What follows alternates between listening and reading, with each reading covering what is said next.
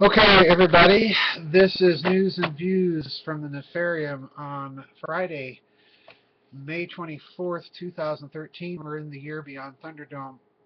The reason I missed doing this yesterday is I've had some computer problems, and a lot of work just piled on me at the last minute. And to give you kind of an idea what the work is, I have accepted an invitation. It's a tentative invitation right now to appear on a television show in a series that's being done in Canada. And this will necessitate some travel with a colleague of mine that's also in the alternative research field. And as a result of this, the first and second week of June, I am probably going to be absent if all of the arrangements come through. And as a result of that, that means I have to pre-schedule 2 more weeks worth of blogs, which I usually do 1 week at a time. In other words, the daily blogs that you're seeing on the website, I actually write those a week ahead of time, all on one day, and then schedule them to appear on a certain day. And as a result of this possible television appearance, I had to, in fact, I am still working on blogs for that time period so that there will still be a daily blog. So anyway, that's part of it, and then the usual computer problems were the other half of it. Today I got a rather late start on the news and views because of some camera and computer issues, which I think I've got resolved. On the book writing front, I am finished with part one of Covert Wars and Clash of Civilizations. This is, again, one of the more difficult books I've been writing, and it's very difficult to write and organize because, like I said, I think in another News and Views, what I'm having to do is kind of reverse engineer what I think is the culture, the decision-making culture of the breakaway civilization. So I'm trying to kind of get inside their mind and analyze what their response to certain phenomena would be. So that's why the delay, folks. And again, I apologize. We will have a members vid chat tonight at 8 p.m. Central Time. Those usually last about an hour and a half to 2 hours. So looking forward to that, folks. Anyway, in the news, it's kind of a news miscellany week. I didn't really know what to talk about until just this morning. I ran into some very interesting emails and things that people have sent me. And I guess the basic theme of today's news and views would be fascism or fascist transhumanism, to reflect on the work that Dr. DeHart and I did together in our mutual book. And I kind of want to begin with an odd article that will lead us into all of these topics. This article is headlined, "Two FBI agents involved in Dzhokhar Tsarnaev's arrest have been killed during a training exercise." And the short article reads that these two FBI agents apparently fell out of a helicopter 12 miles from land in Virginia Beach, Virginia, and are presumed dead. Now, as this little article says, quote, "People surrounding the Tsarnaev brothers are dying at a faster rate than those who were somehow connected to the JFK assassination." And I agree.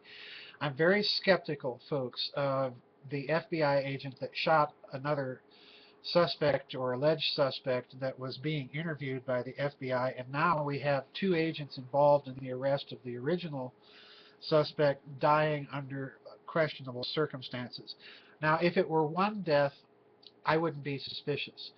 But with each death of people associated with it, you are raising the actuarial odds against this being merely coincidence. So there's something wrong in the state of Denmark. And the JFK assassination brings us to the next article. And this is starting to hit more closely to home because, and I'll show it to you, this headline: JFK's Secret Diary, Fascism, the Right Thing for Germany. And this is an article that appeared in the Daily Mail. And In his 1937 diary, JFK actually took a journey to Nazi Germany during 1937. And in his diary, he noted fascism, the right thing for Germany, period. And then he also stated, what are the evils of fascism compared to communism? Now, quite frankly, this isn't surprising to me that President Kennedy would have held those types of views. After all, his father was ambassador to the court of St. James and was opposed to the American entry into the European war. So he's simply reflecting not only a typical elitist view, but the view of his father. But fascism brings us right to the heart of transhumanism and the metaphor. And this is where I want to go with it, because I had a fascinating comment on the website by a lady that is named Margaret, who submitted a comment about the upcoming Bilderberg meeting. And there's an interesting article about the upcoming Bilderberg meeting and how it's being covered in the media, the major media. This is an article that's written by Andrew Dilks. It was submitted on May 22nd, 2013 in News, and the article is entitled Mainstream Media Coverage of the Bilderberg Group Adopts a Tone of Desperation. Now, as you know, the Bilderbergers are meeting this year in London at a motel in Watford, all right? And Dilks, in his piece, is noting something very interesting about the way that the media is beginning to cover the Bilderberg group. Now, let's dial the clock back. If you go back a few years, you'll recall that the Bilderbergers were very seldom covered at all in the major media. They began to get some coverage during the early 1980s with an article here, an article there in the New York Times and so on. And they usually would be just little column filler articles. They wouldn't be anything significant by way of a major byline or headline. But the Bilderberg meetings have been so targeted by alternative researchers, people like Daniel Estulin and so on, Alex Jones certainly. They have been so targeted by the alternative media that now the mainstream media is forced more or less to cover them. But the way they're covering them is, of course, to spin it. Dilks says this in his article, quote, writing in The Independent, James Cusick exemplifies the media's reaction to these protests of the Bilderbergers with a typical display of unwarranted hyperbole and mockery. Quote, whether it's the shape-shifting group of reptilian descendants from the constellation Draco who control humanity, or the shadowy cabal of powerful financiers and politicians who covertly run all governments, conspiracy theorists are once again preparing for their annual jamboree of protest against those who really rule the world this year in the highly secretive destination of Watford, unquote. Now, Dilks goes on to say that the reference to shape-shifting reptiles is, quote, a classic example of mainstream hit pieces when it comes to anything conspiracy-related. Never mind that, as anyone who has studied the origins and actions of the Bilderberg Group knows, they conform completely to the classical definition of a conspiracy. When the Independent's Cusick does acknowledge this, he paints the secretiveness in a somewhat quainter terms, quote, due to a tradition that stretches back to 1954 and the first conference held at the Hotel de Bilderberg in Oosterbeek in the Netherlands, nothing that is discussed or agreed at a Bilderberg meeting is reported. Until recently, even the names of those who were invited were kept secret, unquote. Now, going back to Dilks here. He states that secrecy is thus reduced to the infinitely less troublesome notion of tradition. Now, he makes a final observation here, and this is really where I'm driving at with all this reference to fascism and transhumanism. Listen carefully. Quote, Cusick immediately falls back on the standard ploy for coverage of the Bilderbergers. Since the media can no longer simply ignore the event as they once did, they reduce it to something verging on meaninglessness. A laid-back weekend gathering where the rich and powerful play golf and have a natter over lunch. As one UK politician told him, quote, "It is really not that exciting. In fact, it's a bit of run-of-the-mill," unquote. It's a bit like asking a mafia don what he discusses with his capos and taking the response, "Not much at all, really, certainly not crime," at face value, unquote. Now that's it in a nutshell, and he's exactly right, because you recall in Covert Wars and Breakaway Civilizations, I was arguing that this culture that we see emerging among the very elite, the financial elite, the military and corporate elite, and the intelligence, and that's a key term there, the intelligence elite and the scientific elite.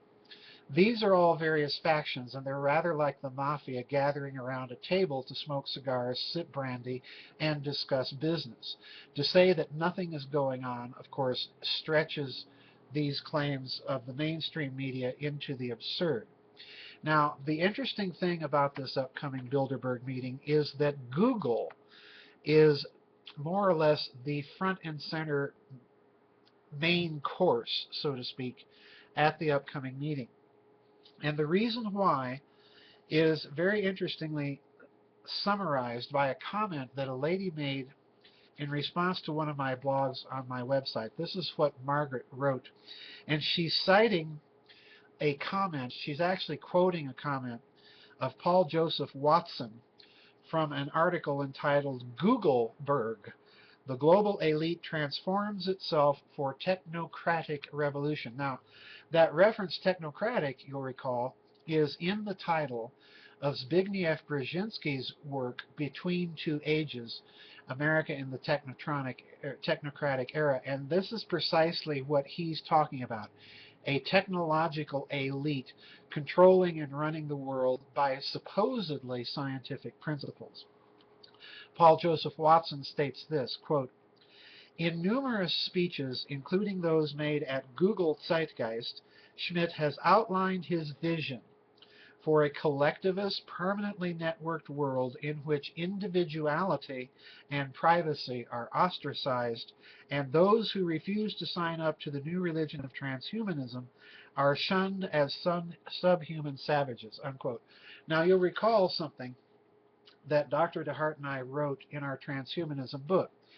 With the technologies coming online for the actual direct modification of human nature, it will come to the point that the capabilities of people so modified will be so in advance of regular ordinary humans that the temptation will emerge to view those not so modified as subhuman.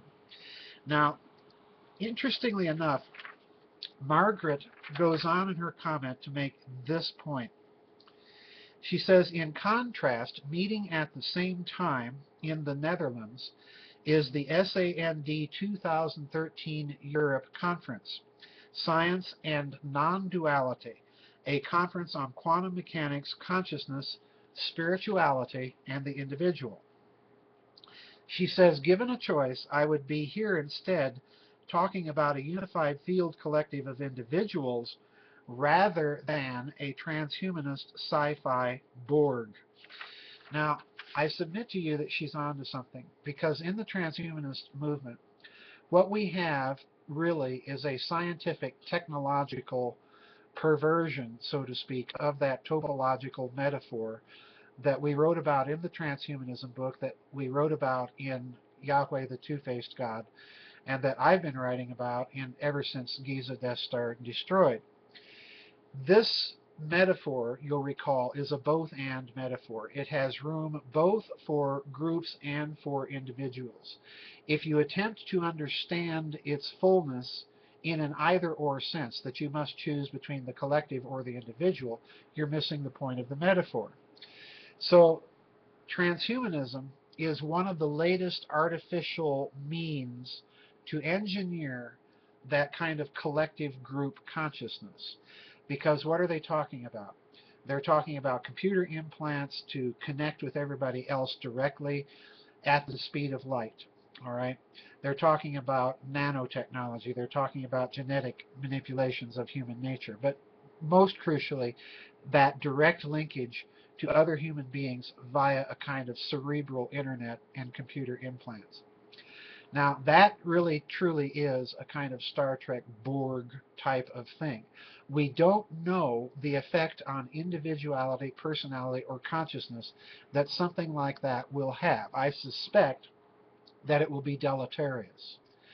Now, in that, transhumanism is attempting by these types of artificial means to engineer that mystical kind of collective group consciousness that we see written about in the metaphor, that we see talked about in Christian doctrines like the communion of the saints, that we see talked about in Hindu doctrines of consciousness, or in Buddhism, nirvana, and so on. Now, this isn't the first time an artificial attempt has been made to engineer that. A corporation in law already is an attempt to kind of artificially engineer this kind of group subculture. All right. Now, I think that Margaret's on to something here. I think that the Bilderbergs, by inviting Google and the recent hiring of Ray Kurzweil, the famous transhumanist, as a consultant for Google to develop network artificial intelligence, all of this is going at a tremendous speed. And I suspect that for those of you who are aware of what we've written about the metaphor in our books, I suspect that you're going to now begin to see, and I predict that you're going to see in the open literature coming out of the elites, more and more pieces celebrating this emerging group collective that these technologies are going to make possible. There's a catch, and I blogged about it recently, and I'm going to leave you with this thought. There's a catch to all of this, because as computational power increases, some scientists and computer engineers have theorized that at some point it will reach a critical threshold of information processing ability. And at that point, consciousness could occur. In other words, the network might wake up. Now, for those of you familiar with science fiction, the famous science fiction author Robert Heinlein wrote an interesting book back in the 60s called The Moon is a Harsh Mistress, where the supercomputer on a moon base, codenamed or nicknamed Mike, actually does wake up and becomes self-aware, all right, and starts doing all sorts of interesting things to interfere with the elite.